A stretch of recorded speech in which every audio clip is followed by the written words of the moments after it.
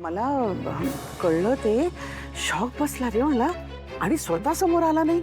Strange. तुला कसं कळलं? असं आहे का? तर कसं कळलं म्हणजे ऑफिसमध्ये सगळीकडे न्यूज आहे. माझ्यापर्यंत पोहोचणार नाही का ती? मला तर खरं सांगते, मला शॉक बसला. आजच मी बोलले ना, आणि हे असं स्ट्रेंज.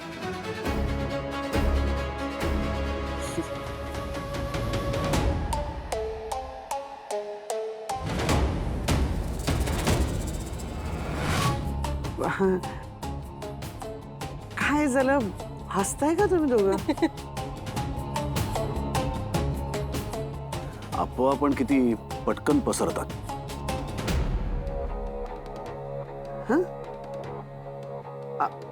अफवा म्हणजे? काय नाही, आज दिवसभरामध्ये काकू इतक्या गोष्टी घडल्यात ना की तुला काय काय सांगू कळत नाही मला. काय घडलं दादा? म्हणजे आनंदने अजून पण काही केलं का? नाही, आनंदनी काही नाही केलं, पण आनंदला कोणीतरी किडनॅप करायचा प्रयत्न केला.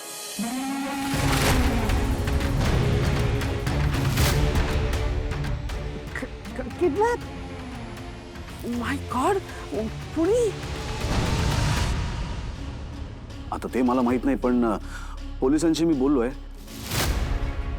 ते याचा शोध घेतीलच. मुद्दा काय आहे की आनंदला पकडून, आनंदला किडनॅप करून त्यांनी त्याच्याकडनं बळजबरीने राजीनामा लिहून घ्यायचा प्रयत्न केला आणि आनंदने तो लिहिला सुद्धा.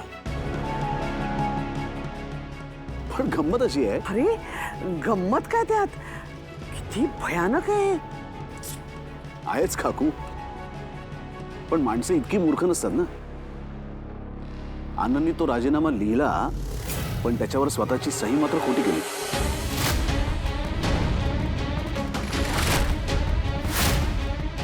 काय? खोटी सही? म्हणजे त्या किडनॅप करणाऱ्यांच्या कदाचित हे लक्षात आलं नाही, पण मी आनंदची सही अनेक वर्ष बघतोय ना. मला माहिती आहे, मी ते बघितलं पत्र तेव्हाच मला लक्षात आलं की काहीतरी गडबड आहे. त्या किडनॅपर्सना आनंदची सही पाठ नव्हती, पण मला होती ना. त्यांनी त्याच्यावरती खोटी सही केली. त्या किडनॅपर्सकडे ताकद होती, पण बुद्धी नव्हती. शेवटी शक्तीपेक्षा युक्ती श्रेष्ठ ठरली.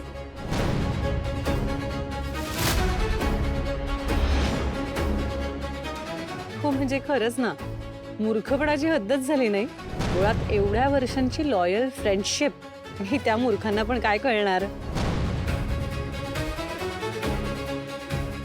सगळ्यात महत्वाचं काय की आनंद सुखरूप आहे, पण इथनं पुढे मात्र मी त्याची सेफ्टी लाईटली घेणार नाही. त्या सगळ्याची काळजी मी अगदी व्यवस्थित घेईन. चला, मी आता आवरून येतो.